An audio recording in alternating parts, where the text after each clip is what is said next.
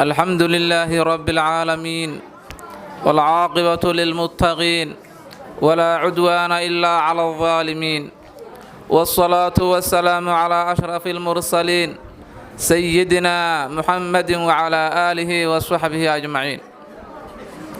إلهي سبحانه وتعالى أيانكم هذينينا مكان كان غالي نقصه كل مية وبيت الله ومسجدك إلهي waxaana looga hadlahayaa nabiga calayhi salaatu wasalaam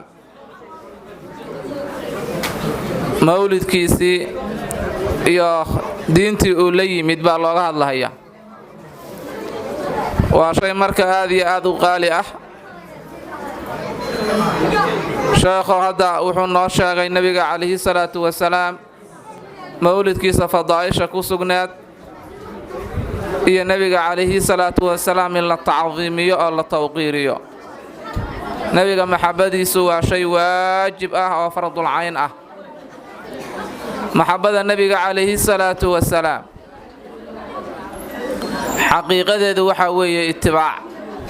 nabiga calayhi salaatu wasalaam in la raaco shareecadii uu la yimid in lagu dhaqmo oo lagu camal falo. innal muhibba liman yuhibbu mutii'. axadkii uu jecel yahay hadda wuu raacaa. nabiga marka waxaa lagu raacahayaa waa dhaqankiisii suubanaa, diintii, amarkiisii iyo nahyigiisii. nabiga markii la weydiiyey dhaqankiisa caaisha kaana da'buhu alqur'aan ayay tiri. nabiga calayhi salaatu wasalaam da'bigiisa iyo dhaqankiisa wuxuu ahaa qur'aanka ayuu ahaa. kaana da'buhu alqur'aan. qur'aanku wuxuu farahayo ayuu la imaanahayay.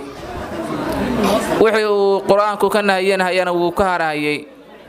itibaac qur'aanka ayuu la yimid. annagana marka waxaana laka rabaa waddadii oo kaleeto inaan qaadno, nabiga inaan qaadno calayhi salaatu wasalaam waddadiisii. qur'aanka ma'muuraadkiisa inaan qaadanno, manhiyaadkiisana aan ka harno. qur'aanka kalaamullaahi weeye, shay la keena midka ugu qaalisan wey. xadiisul qudsiga wuxuu ahaa wa fadlu kalaamillaahi subxaanahu wa tacaala calaa saa'iri alkalaam ka fadlillaahi tacaala calaa khalqihi. ilaahay subxaanahu wa tacaala kalaamkiisa fadliga uu leeyahay oo uu dheer yahay hadallada kale oo makhluuqa uu dheer yahay. ka fadlillaahi tacaala calaa khalqihi. waa ilaahay subxaanahu wa tacaala fadliga uu dheer yahay makhluuqiisa oo kale. hadda ilaahayna khaaliq weeye, wixii ka soo harana makhluuq weeye. fadliga uu leeyahana waxa dal iska daahiraho iska muuqda waay. kalaamkiisii marka waa uu ka fadli badan yahay waxa kaleeto oo dhan. adkaar oo dhan waa ka fadli badan yahay. tasbiix iyo taxmiid iyo tahliil iyo dhammaan waa ka fadli badan yahay. kalaamkaas marka qaaliga ah oo aad iyo aadka u fadliga badan, ilaahay subxaanahu wa tacaala wuxuu ku khasisay dad uu doortay. uma awrathna alkitaaba aladiina isdafaynaa min cibaadina. kitaabka waxaan dhaxashiinay, qur'aanka waxaan dhaxashiinay oo aan siinay buu leeyahay subxaanahu wa tacaala dadka aan doorannay addoommadeenna ka mid ah oo inta kale aan ka doorannay. axadka la siiyey kalaamka ilaahay subxaanahu wa tacaala oo barashadiisii iyo dhaqankiisii la siiyey waa axad rabbi subxaanahu wa tacaala uu doortay oo makhluuqa kale uu ka doortay. xadiidkii wuxuu ahaa inna lilaahi ahliin qiila man hum yaa rasuula allah qaala ahlu lqur'aani hum ahlullaahi wa khaasatuhu aw kamaa qaala calayhi salaatu wasalaam. inna lilaahi ahliin. ilaahay wuxuu leeyahay ahlyaal u khaas ah oo dadka kale uu ka doortay oo umuurtooda uu tawalliyo khayraadkana uu waafajiyo ayuu leeyahay ilaahay subxaanahu wa tacaala. sidaas buu yidhi nebigu calayhi salaatu wasalaam. qiila man hum yaa rasuula allah, ahliyaalkaas iyay yihiin marka la weydiiyey wuxuu yidhi ahlulqur'aani hum ahlullaahi wa khaasatuhu, dadka qur'aanka ahalkiisa, qur'aanka akhriya, qur'aanka ku dadaala, qur'aanka ku dhaqma, awaamirtiisa iyo nawaahidiisa qaata, maantii akhriya hamiinkiina ku tahajuda, ahlullaahi wa khaasatuhu weeye. waa ilaahay ahalkiisa subxaanahu wa tacaala, waa dadka u khaaska ilaahay si gooni ah oo khaas ah uu amaalmarinayo, umuurtoodana uu tawallinahayo. nabigu wuxuu yidhi calayhi salaatu wasalaam khayrukum man tacallama alqur'aana wa callamah, midka inkugu khayrka badan, midka inkugu wanaagsan oo inkugu fiican, man tacallama alqur'aana wa callamah, waa midka qur'aanka barta ka bacdina dadka bara. khayrukum man tacallama alqur'aana wa callamah, qur'aankii buu bartay, ummaddiina wuu bara, kalaamullaahigii buu bartay, kalaamullaahigiina makhluuqiisii buu bara, kaas baa inkugu khayr badan. xadiid kale wuxuu ahaa khayru nnaasi wa khayru man yamshi calaa wajhi alardi almucallimuun, فإنهم كلما خلق الدين جددوه أعطوهم ولا تستأجروهم. فإن المعلم إذا قال للسبي قل بسم الله الرحمن الرحيم فقالها كتب الله للسبي براءة، كتب الله براءة للسبي وبراءة للمعلم وبراءة للوالدين من النار. خير الناس وخير من يمشي على وجه الأرض المعلمون، dadka waxaa u khayr badan inta ardada korkeeda ku socota oo ku saamaysana ugu khayr badan almucallimuun, kuwa dadka diinta bara, kuwa dadka qur'aanka bara, kuwaas baa ugu khayr badan. waxay ugu khayr bateen oo khayryadaas ay ku haleena nebigu calayhi salaatu wasalaam waa sii caddeeyeyoo fa innahum kullamaa khaluqa diin jadaduuh, mar kasta iyo markay diintu baaliyowdo waa cusbooneeyaan. diinta ilaahay subxaanahu wa tacaala kalaamkiisa iyo shareecadu ma baaliyoobayse, laakiin markii dadkii uu ka tago barashadeedii oo dadkii ducfi ay ku yimaado inay bartaan diintaas, jaddaduuh, diinka way cusbooneeyaan, dadkii bay baraan, jiil cusub bay soo saaraan, haddana jiil cusub bay soo saaraan, diintii iyo dadkii u toobabara.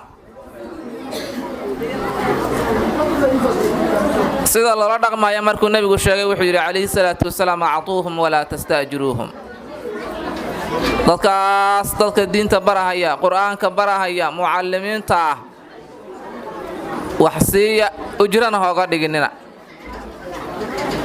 maxaa yeelay waxay barahayaan, dadkii diinta ay barahayaan wax muqaabal looga dhigi kara maba la arkaba.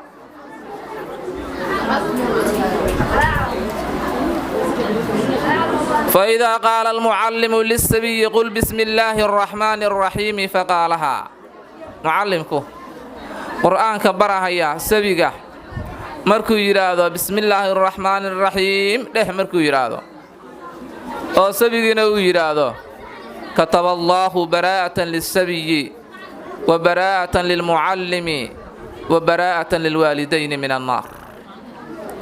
إلهي سبحانه وتعالى wuxuu u qorahayaa sabigaas iyo mucallimka qur-aanka barahayay iyo waalidiintii ugu sabab noqotay qur-aanka inuu barto baraa'atan min annaar, naarta inay beri ka noqdaan. waa wax aad iyo aad u qaali ah, naarta inay beri ka noqdaan baa ilaahay u qorahayaa subxaanahu wa tacaala.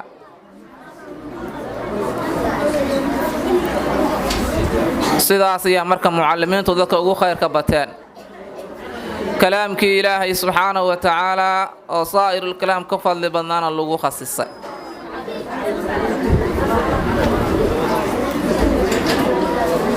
nabigu calayhi salaatu wasalaam wuxuu yidhi اقرأوا القرآن فإنه يأتي يوم القيامة شفيعا لأصحابه حديث إمام مسلم وصاصاري والقرآن كبرتا والقرآن كأقريا فإنه يأتي يوم القيامة شفيعا لأصحابه قرآن كوحو إمانها يا يوم القيامة أصوى أصحابتي سأو شفاعة هي أو شفاعة قاضة هي ضدك قرآن كي برتي oo ku dhaqmay quraanka markii la barto markii lagu dhaqmo oo lagu amal falo oo la xifdiyo oo aan la halmaamin markaas ayuu shafiican li asxaabihi noqonaya la nabigu wuxuu yiri calayhi salaatu wasalaam xadiidka 40ka wal qur'aanu hujjatun laka aw alayk qur'aanku xujjatun laka xujuku yahay adiga ayuu ka doodayaa oo qofkii ku dhaqma tabarta ku amal fala ku tahajjuda aqriya qiyaamo wuu ka doodayaa qofkan ilaahu waa igu dhaqmay waa igu amal falay waa ay bartay waa ay xifdiyay ilaahu jannada gali naartana ka badbaadi buu leeyahay ama qofkii wuxuu ku noqonayaa xujo asagoo ku noqonaya hadduu qur'aankii inta barta uu halmaamo hadda nisyaanul qur'aani kabiira qur'aankii la ilooba waa dambi weyn oo kabaa'irta ka mid ah weey hadduu xifdi sanada hadduu reeyo ku dhaqmi waayo qur'aankii wuxuu amrayo uu qaado waayo qur'aankii wuxuu ka nahayinayo inuu qaado waayo oo ka hari waayo qur'aanku xujo ku noqonaya ilaahu ninkan waa idayacay naarta u jiid buule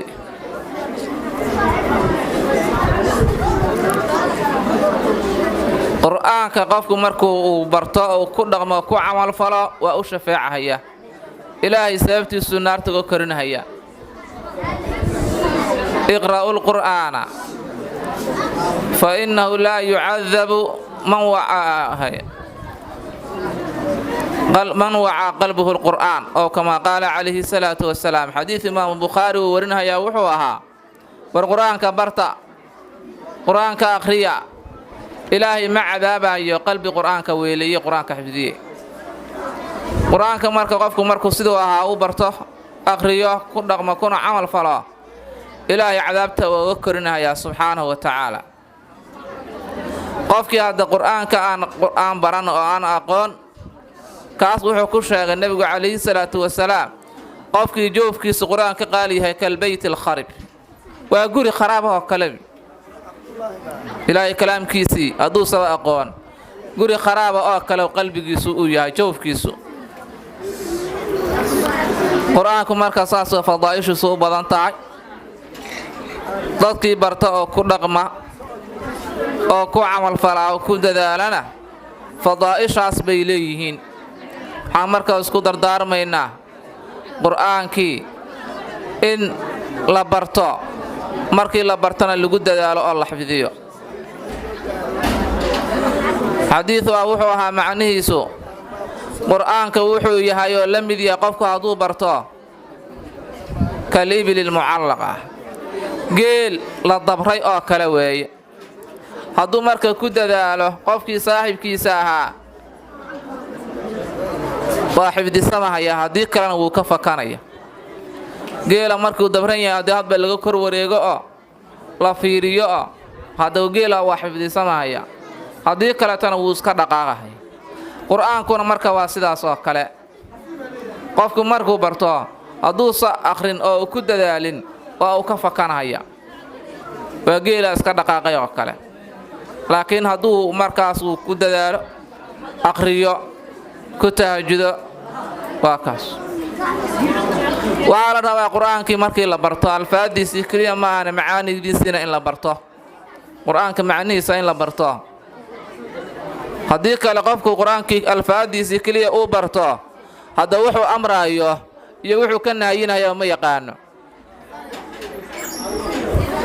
isagoo qur-aankii akhrinahaya buu haddana didkii ku dhaqmahaya waxaan isku dardaarmaynaa qur-aanka in la barto in lagu dadaalo laguna dhaqmo intaasaana ku soo gaabinaya wassalaamu calaykum